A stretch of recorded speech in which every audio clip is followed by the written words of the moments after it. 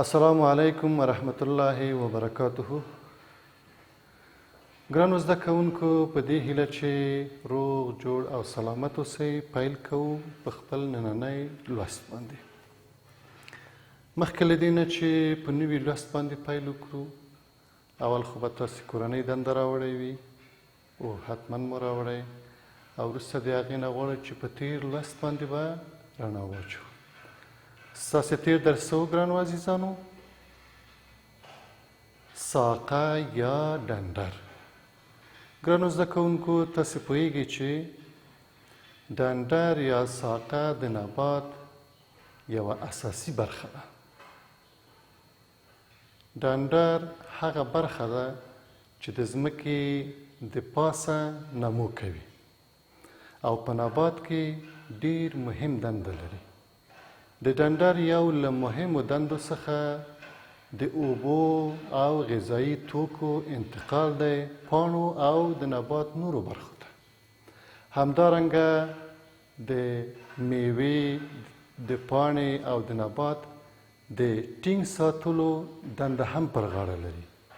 همدارنګه د مختلفو موادو د ساتلو یا د زیرمې دنده هم په غاړه لري. موږ او تاسو وویلې چې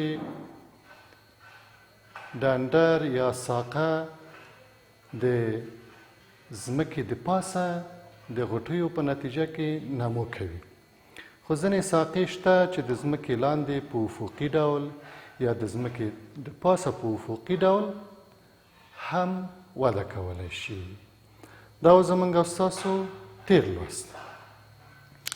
نن به انشاءالله موږ او تاسو د بیولوژي د مضمون د اووم ټولګي د 5م څپرکي یا فصل د 43 او 45 صفحې پورې مربوط 9 لوست څه به لولو؟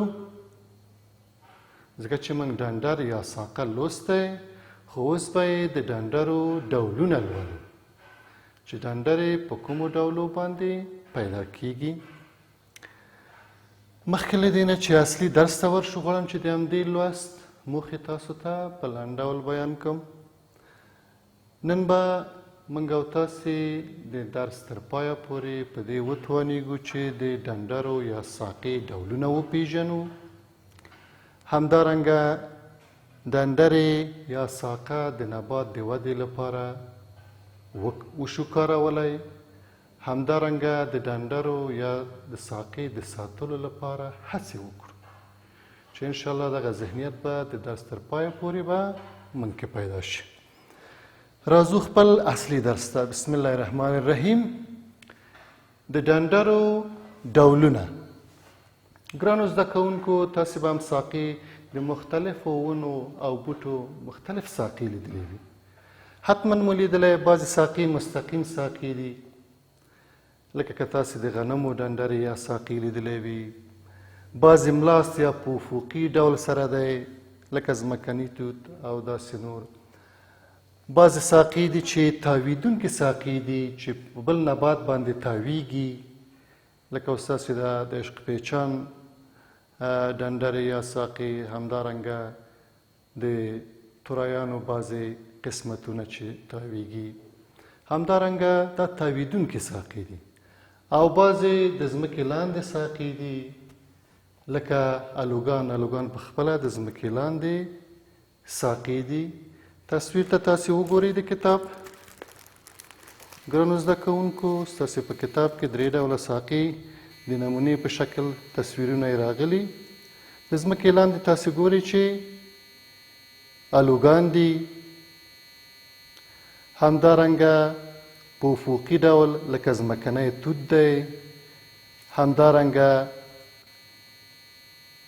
عشقه پیچان دی چې دا په بل نبات باندې یا لکه لوبیا هم په نورو نباتاتو باندې ځان تاووي. نو مختلف ساقې موږ او تاسو لرو. همدارنګه ګرانو زده کوونکو، ساقې د دندې یا د جوړښت له امله هم مختلف برخې لري. د لرګینو ډنډرو ساقې یا جوړښت پوستکي لري چې پوستکی هم څو برخې لري، نننی برخه لري او بهرني برخه لري. چې بهرني برخه معمولا چې تاسو وینئ په تصویر کې به تاسو ته زه وښیم، دا د ډنډر یا د لرګینو ساقو یو مقطع دی. ګورئ ګرانو عزیزانو،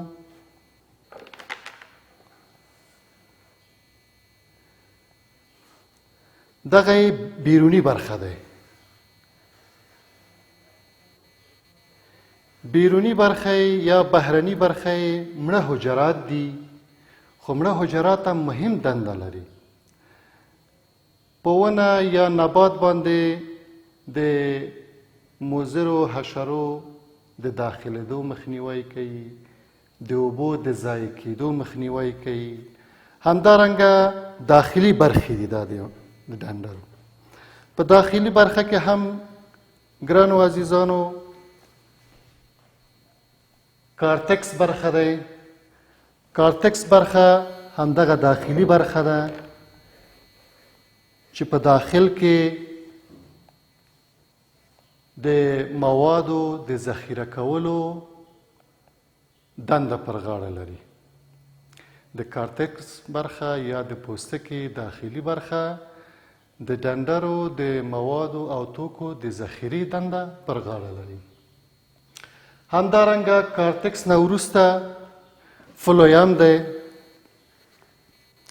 دا فلویم دی، که تاسې د قطع شوي یا مقطع ته وګورئ، دا فلویم دی او دلته چې یو مقطع ترې اخیستل شوی په دې شکل باندې ګورئ چې دا فلویم دی. فلویم څه دنده پر غاړه لري؟ ګرانو زده کوونکو، تاسې پوهیږئ چې زایلم او فلویم انتقالي انساج دي چې دا د فلویم د نبات د پاڼو او د ساقې څخه مختلف مواد شیرې رااخلي، نبات ټولو برخو ته ورکوي، او زایلم یې د ریښې څخه اوبه او منرالونه او نور توکي د نبات ټولو برخو ته رسوي. دغه یې د زایلم برخه ده. ګرانو زده کوونکو، دغه داخلي برخه یې تاسو ګورئ چې دا زایلم دی چې د ریښې څخه مواد را اخلي او د نبات ټولو برخو ته یې رسوي، پاڼو ته، ساقو ته، ګلانو ته او میوې ته رسوي. همدارنګه کامبیوم نسجونه. کامبیوم نسجونه تاسې به په نباتاتو کې هغه حلقې چې ګورئ، لکه داسې د نبات په هره برخه کې حلقې دي. دغه حلقې چې تاسې ګورئ دا د کامبیوم دی چې دا د ژوندیو حجرو پوړونه دي. د ژوندیو حجرونو پوړ دي دغه حلقې. دا د کامبیوم حلقې دي چې دا د نبات د ودې لپاره ډیر مهم رول لري، ځکه د دې حلقو نه د نبات د ساقې ارزاني سطحه که تاسې لیدلی وي چې کله قطع شي په دې شکل باندې، د همدې حلقو نه موږ او تاسو پوهیږو چې څو حلقې لري د نبات د ودو لپاره، د عمر د سنجولو لپاره. دا ډیر اړین دی. او څومره چې یو نبات غټیږي یا لویږي، د کامبیوم حلقې زیاتیږي. همداراز ګرانو زده کوونکو، نباتات څنګه لویږي، څنګه وده کوي؟ تاسې پوهیږئ ګرانو زده کوونکو چې د ډنډرو هم لویېدل د قط په حساب باندې او هم پلنېدل د حجم په حساب باندې، دا د نبات د ودې څخه عبارت دی. او لویېدل، په لویېدلو کې تاسې پوهیږئ چې همغه تاسې د نباتاتو د تکثر یا د حجرو د ډیرښت په هکله تاسې وویلې چې حجرې تقسیمیږي او د حجرو د تقسیمېدو په نتیجه کې نباتات وده کوي. تاسې وویلې چې نباتات د نباتاتو جسم د میتوسس په طریقه باندې وده کوي او د جنسي ډېرښت د میوسس په طریقه سره باندې میتوسس په طریقه باندې یعنی یوه حجره په دوو حجرو همداسې بیا په نورو حجراتو باندې تقسیمیږي او د حجرو زیات تعداد نسجونه تشکیلوي. د نسجو په نتیجه کې د نبات غړي هم اضافه کیږي او نبات هم د حجم په لحاظ پراخیږي او هم د قد په لحاظ باندې نباتات وده کوي چې په ابتدا کې یا په پیل کې د همدې غټیو په نتیجه کې نباتات وروسته چې کله غټۍ خلاصیږي نبات مستقیما وده کوي او که چیرې د نبات نمویي برخه یا هغه برخه چې مستقیما وده کوي قطع کړو نو په څنګ کې د ساقې یا د ډنډرو په څنګ کې چې هغه غوټې دي هغه وده کوي نو نبات په عرضاني شکل سره یا په افقي شکل سره وده کوي. ځکه موږ او تاسو د مستقیم ودې مخه نیولې په هغه صورت کې نو کوشش وکړئ چې د نباتاتو هغه برخې چې د ودې لپاره ضرور دی هغه مه قطع کوئ. نن موږ څه وروسته ګرانو زده کوونکو موږ او تاسو د ډنډرو مختلف ډولونه ولوسته.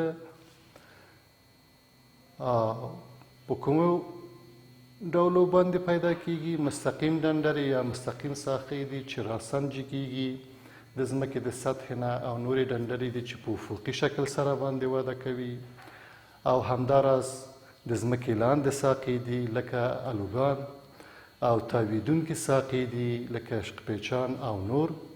همدارنګه د دندې په مورد هم موږ وویلې چې لرګین برخې دي د پوستکي برخه لري چې پوستکي بیروني برخه د نبات د ساتلو لپاره دی، داخلي برخه د پوستکي یا کارتکس د موادو د ذخیرې لپاره دی. همدارنګه زایلم او فلویم لري، انتقالي انساج دي چې د انتقالي انساج د موادو د انتقال لپاره ضرور دی. دا وه زموږ او ستاسو د نن ورځې لوست. اوس غواړم چې تاسو ته کورنۍ دنده در وسپارم ګرانو. تاسې خپلې کتابچې خلاصې کړئ او کورنۍ دنده ولیکئ.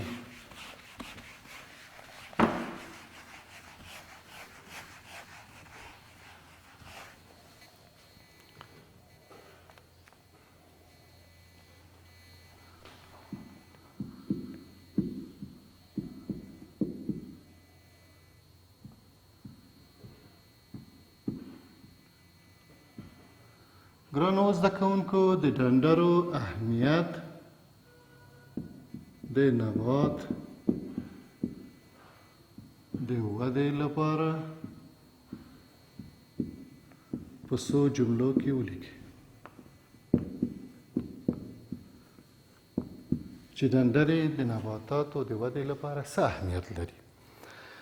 دا اوس ستاسو د کورنۍ وظیفه او لوست په راتلونکي کې به انشاءالله موږ او تاسو د پاڼې په هکله معلومات تاسو ته وړاندې کړو. دا وه زموږ او ستاسو د نن ورځې لوست. نور مو په لوی او بخښونکي الله سپارم.